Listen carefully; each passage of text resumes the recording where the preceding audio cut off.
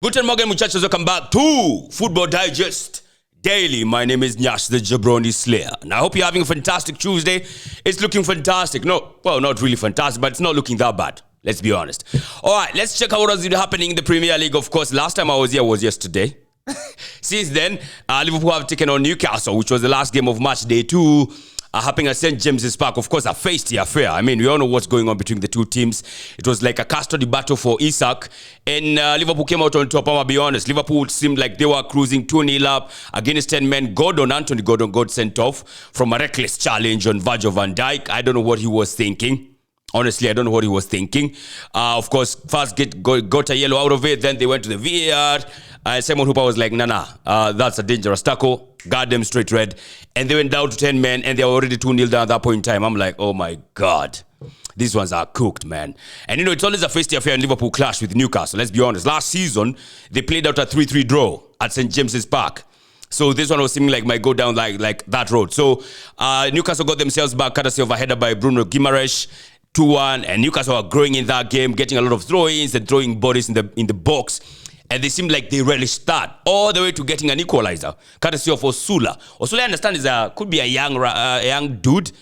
I don't know how old he is. I need to check on how old he is, but he's a young guy. So 2-2 at some point in time in the 80th minute. I'm thinking, yeah, that's it. He need draw. And I'm liking what I'm seeing from Liverpool, but I mean, Liverpool eventually got themselves back. They brought in this 17-year-old. He's actually turning 17, I think, on Friday. Yeah, Ngumoha. Is it Ngumoha? Ngumoha. Yeah, one of the biggest, brightest prodigies being, mentioned at Liverpool, just like how we have Max Doman at Arsenal. Now, Rio had a very good preseason for Liverpool. He scored a banger of a goal. So he's seeming like he might be getting more game time as time goes by. But yeah, so he came on and then he scored the winning goal in the 10th minute of the 11th of the 11 added minutes after 90 minutes. So crazy one, man. Had acres of space. When I saw that chance fall to him after a dummy from Dominic Szoboszlai, I was like, that's it. There was no way that kid was going to miss that. And then he scores it and scores on his debut in the Premier League. Mind-boggling for him, man. I mean, it's those situations where you can't even hate on the guy. I mean, regardless of how much I want Liverpool to draw, you can't hate on such a situation. 16 years old, your birthday is, I think, on Friday, and you come in and bang in a goal and help Liverpool get all the 3 points in another tight game. Crazy stuff. So Liverpool won the game 3-2, man. I know Newcastle will feel hard done. I don't think they shook hands after the match. the Newcastle and Liverpool players. It was so feisty. And if it was going to be the battle for the custody of HIJACK, then Newcastle lost.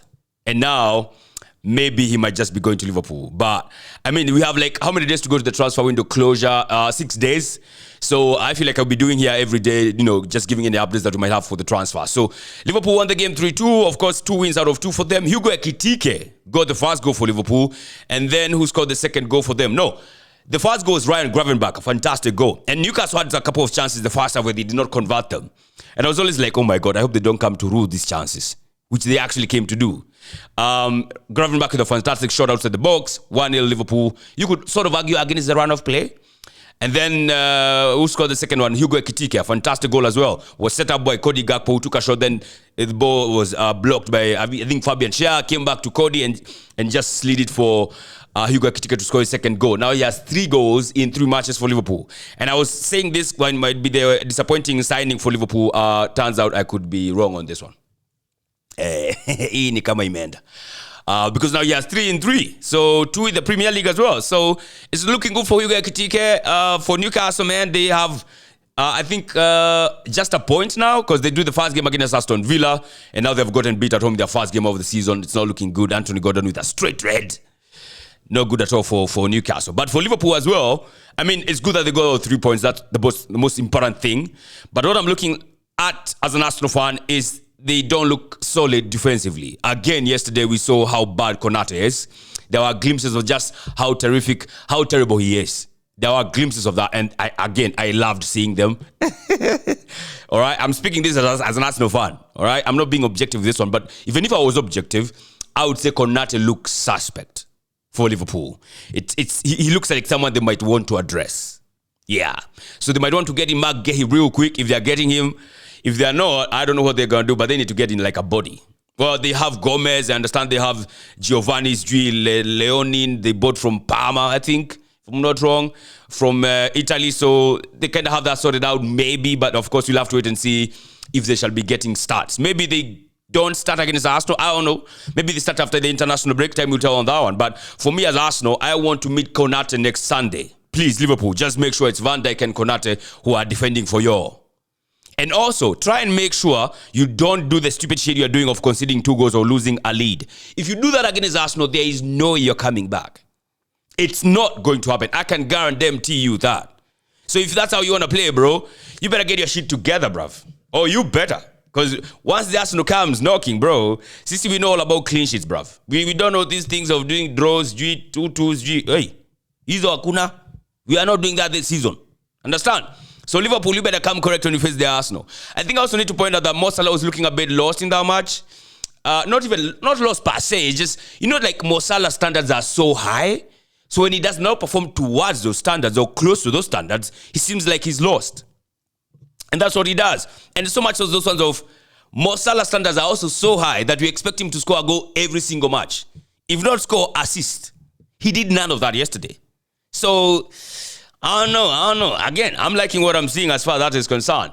Also, they started Dominic Szoboszlai as a right back. Now, I think Conor Bradley was not hella fit to start the match, but he came on later on in the match.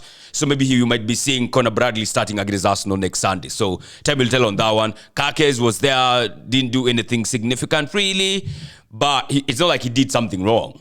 But he was just there. You understand? He was just there. The midfield of Gravenberch, who else? Florian Wirtz, and who's the other guy in the midfield for them? Wirtz, Gravenberch. Oh my God, I'm forgetting the other guy. Curtis Jones. Yes. Florian Wirtz, he had 0 key passes. He completed 0 dribbles. He won 3 out of 12 duels that he contested in. He had 0 goals and he had 0 assists. Don't forget, we are counting him down for the James Bond Award. Yes. The countdown is on, bro. The countdown is on. Ain't no way Liverpool have scored 6 goals so far, and their record signing has contributed to 0 goals so far. No goals, no assists. We are counting him down for sure. The countdown is on for Florian Wirtz, not gonna lie. So, yeah, that's something to watch out for. For Liverpool, of course, I think for them, the most important thing, 3 points in the bag, but they might want to check out that defensive instability that they have. Yeah, 2 goals conceded against Bournemouth, 2 goals conceded against Newcastle. I don't think you want to do that against Arsenal now, but time will tell. Before they start saying I'm getting cocky, I'm blowing my own trumpet and stuff, but they need to sort that one out. Also, the transfer window, like I said, 6 days to go.